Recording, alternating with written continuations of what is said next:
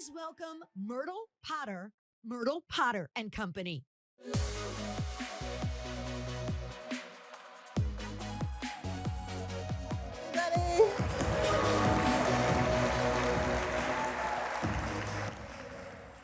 Hi, I'm so happy to be here with you all. It's really great to see this room so filled.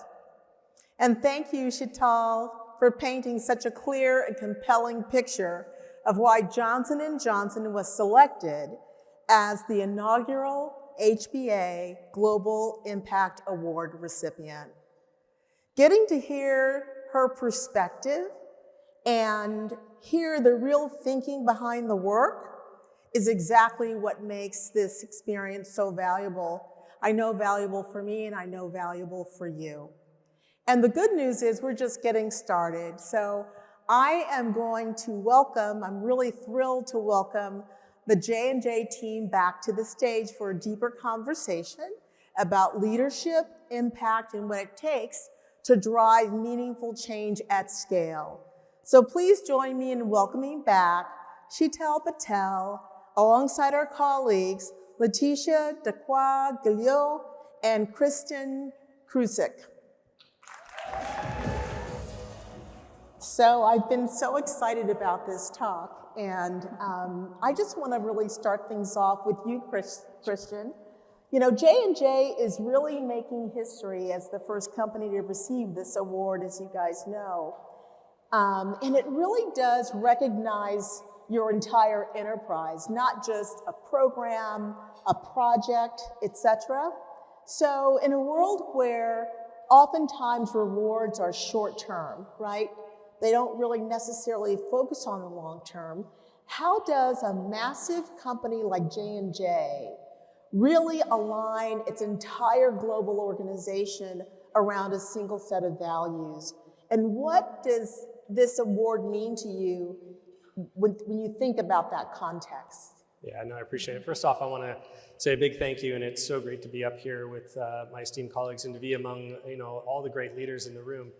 Let me first start with, listen, at J&J, we have a set of principles, which is namely our credo, standing the test of time. It has stood through many, many years of changes, crisis, whatever has been going on at J&J, and it really is a list of priorities by which we operate the business and the day, how we come to work each day. And it starts with the patients, the mothers, the fathers, the doctors, the nurses, and it absolutely permeates across the entire organization. I know personally I see it firsthand in the business that I run, which is for the treatment of stroke, which is a really important area of healthcare. Personally, what this award means to us, myself included at J&J, is we are incredibly honored and very proud of the work done by our teams, but also just utmost gratitude for receiving this award today. So thank you. No, you're welcome. You're welcome. Letitia, J&J is making significant investments in innovation to really transform health for humanity worldwide. How will this help at the individual patient level when you think about the scale of what you're pulling off? So when we talk about investment in innovation, we should be asking, what will this change for the patients, their loved ones, and for the system they rely on? We know that health changes everything. When people are healthier, they are able to principally fully invest in the society, work, being around with their family, in the workforce, and especially in their community. And when health systems are stronger, we know that economics are more resilient and sustainable. So when we invest in innovation, whether it is new therapy, earlier diagnosis, or more precise care, we are not just advancing science, we are building stronger societies. And in Canada, where I am working, and globally, we see an opportunity to close that specific gap between innovation and what patients experience in their day-to-day. To do so, we need to invest in breakthroughs, but also in access, in the system readiness and partnership that bring innovation to people quickly. Because ultimately, I think we will all agree about that. The value of innovation is only realized when it reaches the patient and strengthen the system around them. Would you like to add anything, Christian? There? Sure, Leticia. I would just say that, listen, I think in businesses that we run and where we make decisions every single day, we're having to make trade-offs in the things that we do and the things that we don't. We don't have all of the resources that we would want. And so therefore, it always requires us to think through that hierarchy of what's going to make the most impact on patients and on the care that we really want to provide. And this is where I think R&D and innovation always has to be at the forefront of that. That's where we can make progress. And I think particularly true, as I said before, in stroke, where 1 in every 4 individuals over the age of 25 will suffer a stroke in their lifetime. And it is still the leading cause of disability and the second leading cause of death, with a huge, high unmet medical need. So always looking forward to future investments we can make to make advancements there. Thank you. And I think one more thing to add, and I think what makes it quite special at Johnson & Johnson, innovation for us is also sort of doing the right thing for patients. It's built into how we operate. It's sort of, it is our credo values. And so for us, we really focus on our culture of innovation, ethics and compliance and earning trust. And this actually allows us to be able to put patients first from the start. And I think that's been serving us well over many generations. So Leticia, J&J is truly a global organization. I think you have about 42, almost 45% of your workforce located outside of the United States. And we also know how critically important leadership development is. So how do you at J&J think about leadership and leadership development at scale to ensure consistent, future-ready standards of excellence that are applied across the 54 countries where you operate? So, you know, J&J is putting a lot of emphasis around talent development. And they are proposing to each and every one that is willing to be moving on to focus on the leadership journey. So that means working in different countries. That means exposing yourself to different culture. So, and when I take my example, for example, I've joined J&J 6 years ago, and I've worked in different countries since I've joined J&J, 4 countries, by the way, and it shaped my leadership. Because at the end of the day, you know, it drives how you are driving culture, how you are impacted by the culture. And ultimately, we know that culture drives performance. And if I just want to give a glimpse of, you know, our company in Canada, they are also living the culture and the diversity on their own. And with that, they have decided this year to put a new theme, which is all in, because not only the culture can be built by individuals, the leadership and the learning that you have is by collaborating differently. So when you are leaning in or being all in means that you care for the results of the person that is nearby you, for its success, but also for its failure. So I believe that we are very fortunate to be at Johnson & Johnson because we can experience so many different leadership traits and capability throughout our career. Yes, thank you. Sheetal, with the global shortage of, I think the estimates, you guys, are about 10 million healthcare workers that we're short of in order to get the work done that we need in our industry.